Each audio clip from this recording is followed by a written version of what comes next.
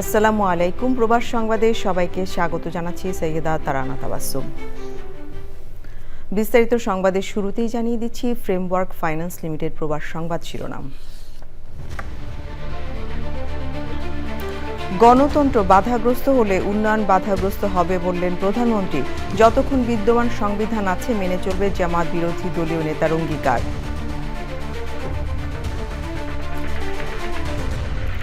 MRP passport নবায়ন বন্ধে বিপাকে বাহরাইন প্রবাসী বাংলাদেশিরা। মালয়েশিয়ায় 1 বছর বাড়ল সাধারণ ক্ষমায় অবৈধদের দেশে ফেরার সময়। যুক্তরাষ্ট্রের ফ্লোরিডায় হত্যার শিকার 2 বাংলাদেশি শিক্ষার্থীর মধ্যে লিমনের মরদেহ দেশে পাঠানোর প্রক্রিয়া শুরু। বৃষ্টির সন্ধান মেলেনি। এবং অবরুদ্ধ গাজার ধ্বংসস্তূপে টিকে থাকার লড়াইয়ে ফিলিস্তিনিরা। সিমেন্টের অভাবে চুন সুটি দিয়েই হচ্ছে ভবন।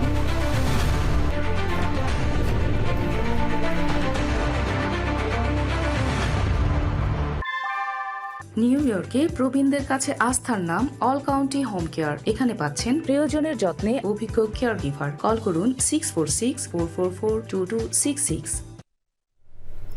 সংবাদ শিরোনামগুলো জানাচ্ছিলাম। এখনকার এই সংবাদ আয়োজন একই সঙ্গে চ্যানেল আইয়ের ইউটিউব চ্যানেলে এবং চ্যানেল আইয়ের ওটিটি প্ল্যাটফর্ম আইস্ক্রিনে লাইভ স্ট্রিম হচ্ছে। এবারে পুরো সংবাদ।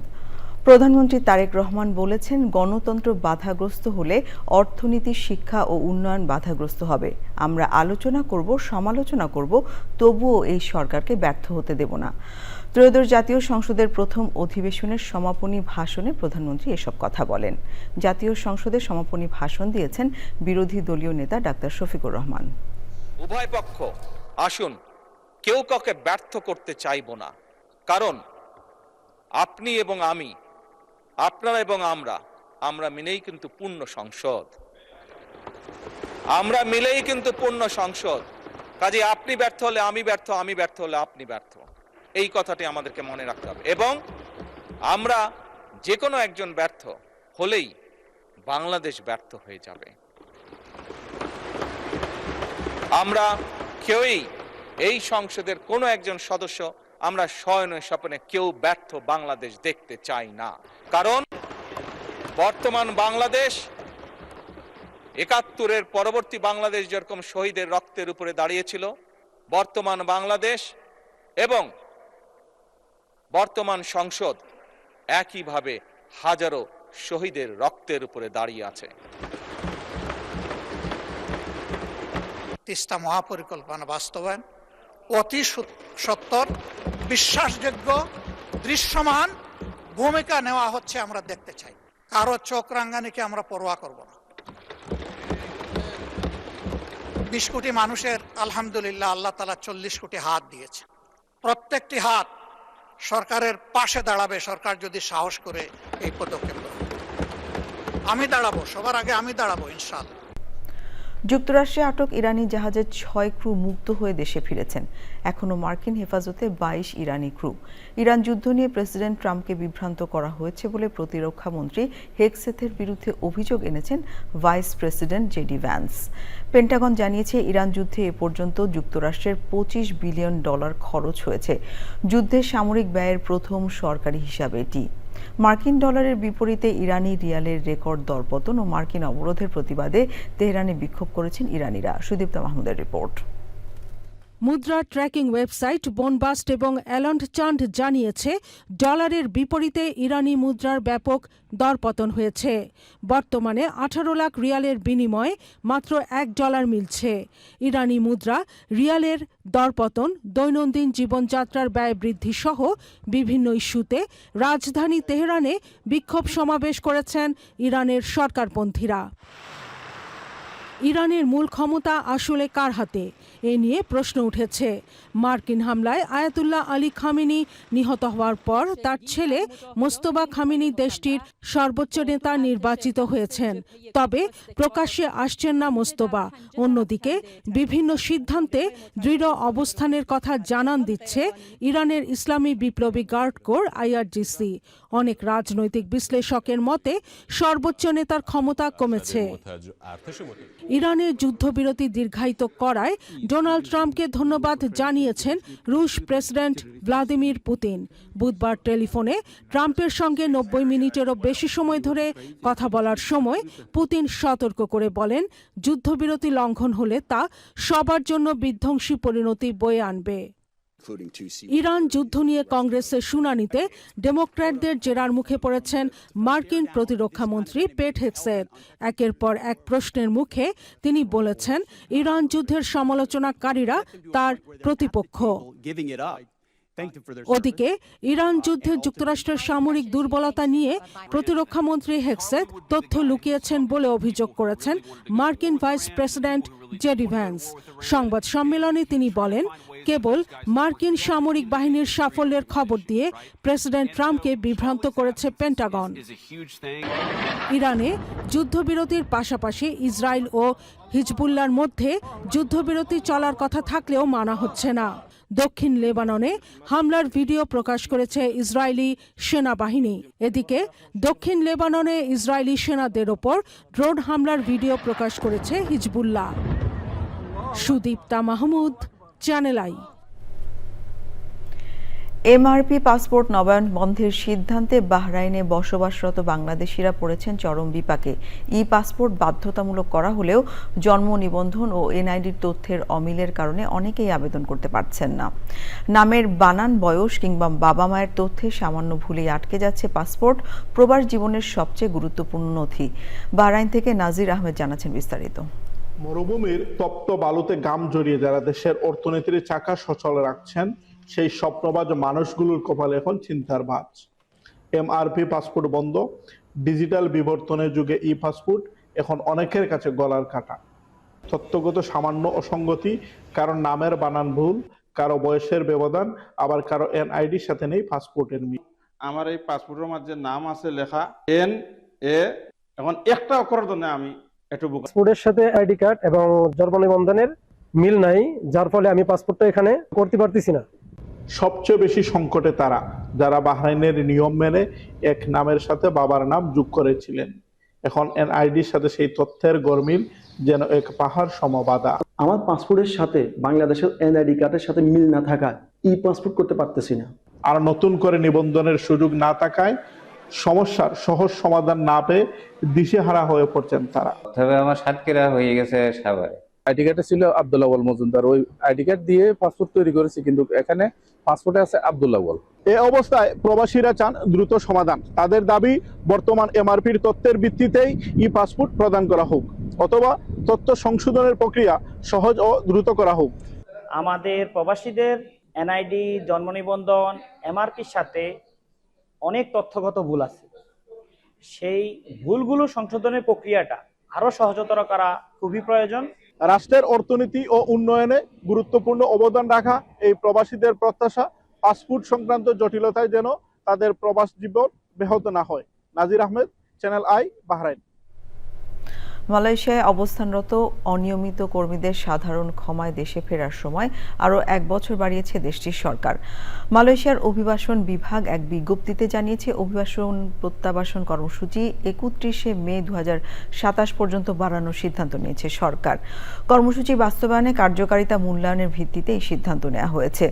অভিবাসন বিভাগ জানিয়েছে, অবৈধ অভিবাসীদের মধ্যে স্বেচ্ছামূলক সম্মতি বাড়ানোর পাশাপাশি সংগঠিত উপায়ে প্রত্যাবাসন প্রক্রিয়াকে দ্রুততর করা এবং জাতীয় আইন প্রয়োগকারী সংস্থার সম্পদের ব্যবস্থাপনাকে সর্বোত্তম করতে এই সিদ্ধান্ত নেওয়া হয়েছে।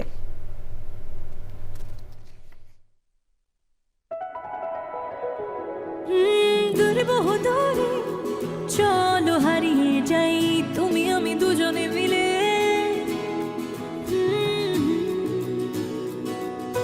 মিষ্টি মিষ্টি আদরে ভালোবাসার চাদরে হারিয়ে যাই দূরে বহুদূরে। লালা এভাবেই হারিয়ে গিয়ে ফিরে আসার গল্পগুলো বুনি শাহজালাল ফুড প্রোডাক্টসের বিস্কুট এবং ড্রাই ফ্রুটের সাথে। শাহজালাল, ঐতিহ্যের অনন্য স্বাদ, বিশ্বময়। এবারে যুক্তরাষ্ট্রের সংবাদ।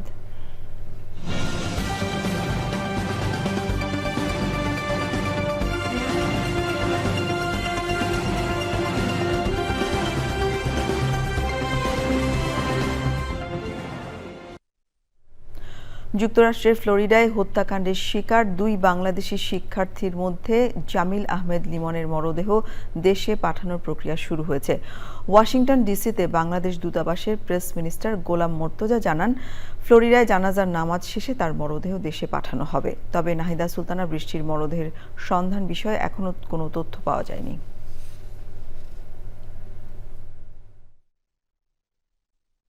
পিএইচডির শিক্ষার্থী জামিল লিমনের মরদেহ পুলিশ ফিউনারেল কোম্পানির কাছে কর্তৃপক্ষের কাছে হস্তান্তর করেছে। এই মরদেহ হস্তান্তর থেকে শুরু করে পরবর্তী সকল প্রক্রিয়া মুসলিম রীতিতে সম্পন্ন হবে। মরদেহ হস্তান্তর করার আগে জামিল লিমনের পরিবারের সম্মতি নেওয়া হয়েছে এবং এখন সেখানে মুসলিম রীতিতে সকল প্রক্রিয়া সম্পন্ন হবার পর ফিউনারেল কোম্পানি মরদেহ দেশে পাঠানোর অর্থাৎ বাংলাদেশে পাঠানোর উদ্যোগ নেবে। ইরান যুদ্ধে যুক্তরাষ্ট্রের এখন পর্যন্ত 25 বিলিয়ন বা প্রায় $2,500 কোটি খরচ হয়েছে বলে জানিয়েছে পেন্টাগন। তবে প্রকৃত খরচ নিয়ে ডেমোক্রেটিক নেতাদের ব্যাপক তোপের মুখে পড়তে হয়েছে পেন্টাগনকে। চলমান যুদ্ধের লক্ষ্য ও অর্জন নিয়েও প্রশ্ন তোলেন তারা। বুধবার হাউস আর্মড সার্ভিসেস কমিটির শুনানিতে মার্কিন প্রতিরক্ষামন্ত্রী পিট হেগসেথ দাবি করেন, কৌশলগত প্রয়োজনেই এই যুদ্ধ চালিয়ে যেতে হচ্ছে। আক্তার হোসেনের রিপোর্ট। ইরান যুদ্ধ নিয়ে ওয়াশিংটনের রাজনীতিতে বিবাদ এখন প্রকাশ্যে। যুদ্ধের লক্ষ্য, অর্জন এবং খরচ নিয়ে প্রশ্ন তুলেছেন ডেমোক্রেট কংগ্রেসম্যানরা। যুক্তরাষ্ট্রের হাউস আর্মড সার্ভিসেস কমিটির শুনানিতে প্রথমবারের মতো যুদ্ধের ব্যয় নিয়ে মুখ খুললেন পেন্টাগনের অর্থ বিভাগের প্রধান জুলস হার্স্ট। তিনি জানিয়েছেন, এখন পর্যন্ত ব্যয় হয়েছে $25 মিলিয়ন, যার সিংহভাগই গেছে সমরাস্ত্র ও গোলাবারুদের পেছনে। তবে এই হিসাবকে ভিত্তিহীন বলে উড়িয়ে দিয়েছেন ডেমোক্রেট নেতারা। তাদের দাবি, এরই মধ্যে খরচ $631 বিলিয়ন ছাড়িয়েছে।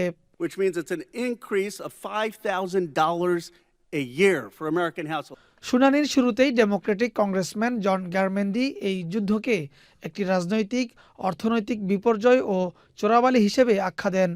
এতে ক্ষুব্ধ প্রতিক্রিয়া জানান প্রতিরক্ষামন্ত্রী পিট হেগসেথ। তিনি দাবি করেন, মার্কিন স্বার্থ রক্ষায় এই অভিযান অপরিহার্য। যুদ্ধের কৌশলগত পরিবর্তনের দোহাই দিয়ে দক্ষ জেনারেলদের সরিয়ে দেওয়ার বিষয়েও জেরার মুখে পড়েন হেগসেথ। এ সময় মিথ্যাচারের অভিযোগ তুলে পেন্টাগন প্রধানের পদত্যাগের দাবি তোলেন ডেমোক্রেটিক কংগ্রেসম্যানরা। শুনানিতে প্রেসিডেন্ট ট্রাম্পের মানসিক সক্ষমতা নিয়েও প্রশ্ন তোলেন তারা। Akter Hossain, channel I. White হাউসে আর্টেমিস 2 মিশনের নভোচারীদের সঙ্গে সাক্ষাৎ করেছেন মার্কিন প্রেসিডেন্ট ডোনাল্ড ট্রাম্প। সে সময় নভোচারীদের অত্যন্ত সাহসী উল্লেখ করে প্রশংসা করেন তিনি। ওভাল অফিসে তাদের পাশে দাঁড়িয়ে ট্রাম্প বলেন, এই মানুষগুলোকে নিয়ে তিনি খুব গর্বিত। যুক্তরাষ্ট্রকে মহান করে তুলতে এ ধরনের মানুষেরই প্রয়োজন। ট্রাম্পের মতে আর্টেমিস 2 মিশন বিশ্বজুড়ে ব্যাপক আগ্রহ তৈরি করেছে।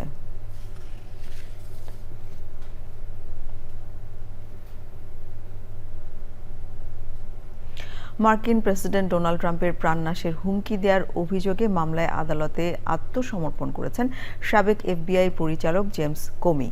2025 সালে সামাজিক যোগাযোগ মাধ্যমে ইনস্টাগ্রামে শেয়ার করা একটি ছবি ট্রাম্পের প্রাণহানির হুমকি তৈরি করেছে অভিযোগ এনে মামলাটি করা হয়। যদিও পোস্ট করার কিছু সময় পরই ছবিটি সরিয়ে নিয়েছিলেন কোমি। ওই পোস্টে সমুদ্র সৈকতে ঝিনুকের খোলস সাজিয়ে 8647 লেখা একটি ছবি ছিল। মার্কিনীদের ভাষায় 86 মানে হলো সরিয়ে দেয়া বা শেষ করা। রাষ্ট্রপক্ষের আইনজীবীদের অভিযোগ, এই ছবি দেশটির 47তম প্রেসিডেন্ট ট্রাম্পের বিরুদ্ধে সহিংসতাকে উৎসাহিত করছে। কোমি তার বিরুদ্ধে আনা অভিযোগ অস্বীকার করে বলেছেন, সংখ্যাগুলোর অর্থ তিনি জানতেন না। মামলার পেছনে রাজনৈতিক উদ্দেশ্য থাকারও অভিযোগ এনেছেন তিনি।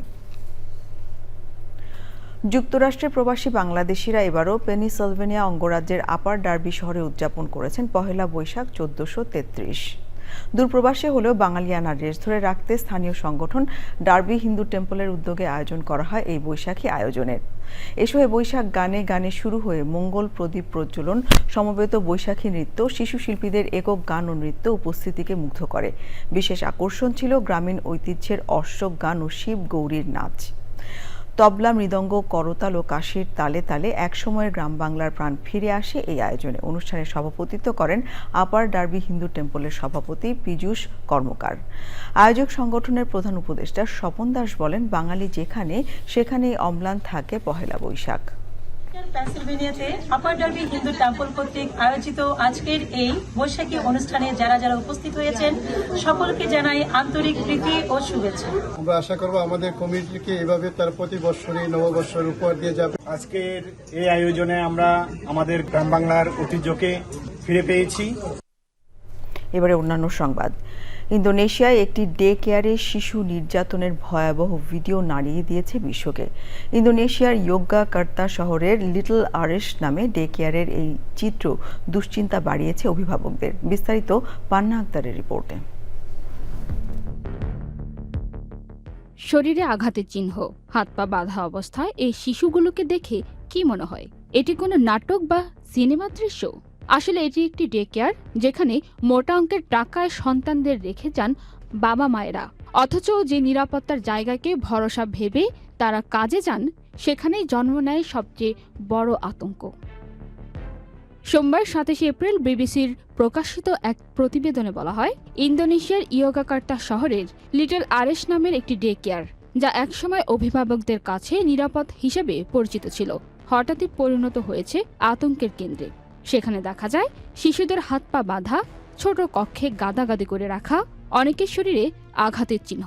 মোট 103 জন শিশুর মধ্যে অন্তত 53 জন নির্যাতন বা চরম অবহেলার শিকার হয়েছে বলে ধারণা করা হচ্ছে।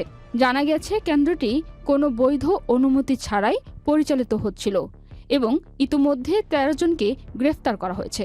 এই ঘটনার পর পুরো দেশে নড়ে চড়ে বসেছে প্রশাসন। অন্যান্য ডে কেয়ারগুলোতে শুরু হয়েছে কড়া নজরদারি।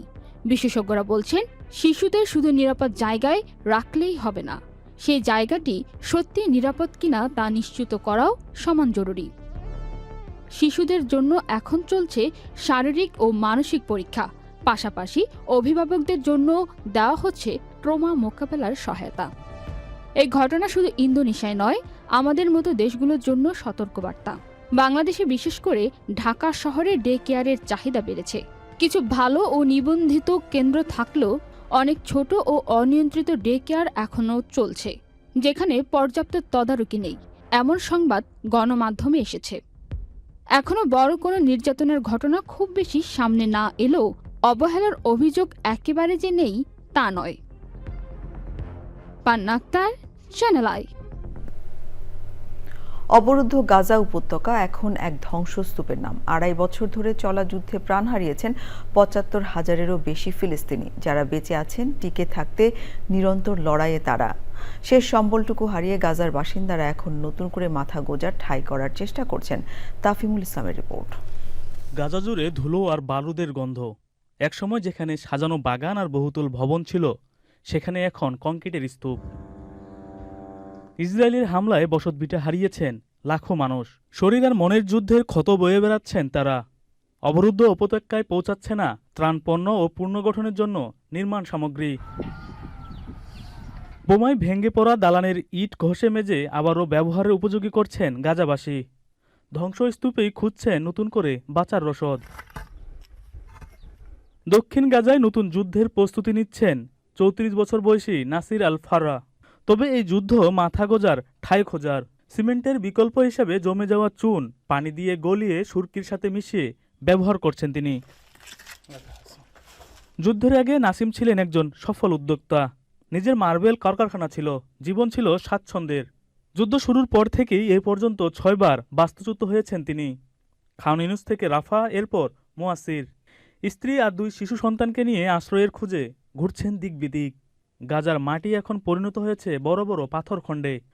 পাথুরে মাটি আর খেজুর পাতা দিয়েই নতুন অবকাঠামো গড়ছেন গাজাবাসী। তাঁবু থেকে এমন ঘরে ফেরাই এখন তাদের স্বপ্ন। আন্তর্জাতিক সংস্থাগুলো বলছে, নির্মাণ সামগ্রী প্রবেশে নিষেধাজ্ঞার কারণে গাজায় পুনর্গঠন শুরু হতে বছরের পর বছর লেগে যেতে পারে। তাফিমুল ইসলাম, চ্যানেল আই। ইটালির নাপোলিতে তৈরি পোশাক খাতে নতুন সম্ভাবনার দ্বার খুলছেন প্রবাসী বাংলাদেশিরা।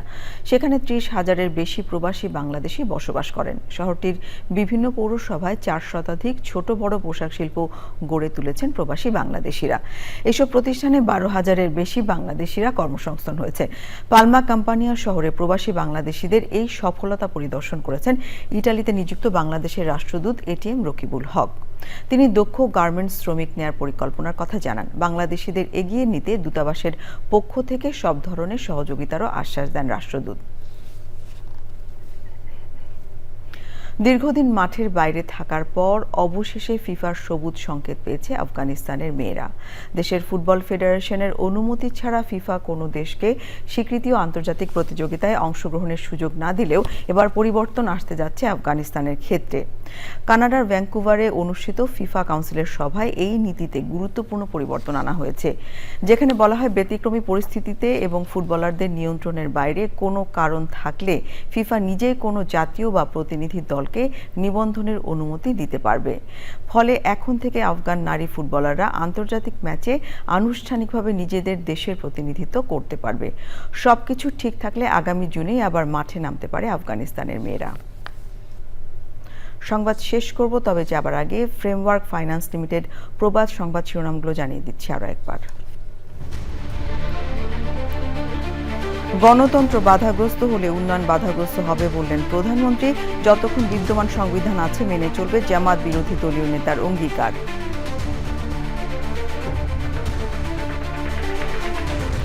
এমআরপি পাসপোর্ট নবায়ন বন্ধে বিপাকে বাহরাইন প্রবাসী বাংলাদেশিরা। মালয়েশিয়ায় 1 বছর বাড়ল সাধারণ ক্ষমায় অবৈধদের দেশে ফেরার সময়। যুক্তরাষ্ট্রের ফ্লোরিডায় হত্যার শিকার 2 বাংলাদেশি শিক্ষার্থীর মধ্যে লিমনের মরদেহ দেশে পাঠানোর প্রক্রিয়া শুরু, বৃষ্টির সন্ধান মেলেনি। এবং অবরুদ্ধ গাজার ধ্বংসস্তূপে টিকে থাকার লড়াই ফিলিস্তিনিরা। সিমেন্টের অভাবে চুন সুরকি দিয়েই হচ্ছে ভবন।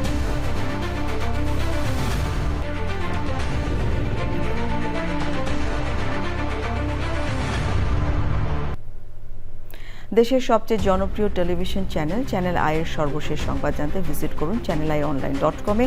আমাদের সোশ্যাল মিডিয়া প্ল্যাটফর্মগুলোর পাশাপাশি যুক্ত থাকুন ওটিটি প্ল্যাটফর্ম আইস্ক্রিনের সাথে। এই ছিল আমাদের প্রবাস সংবাদ আয়োজন। ধন্যবাদ সবাইকে এতক্ষণ সঙ্গে থাকবার জন্য।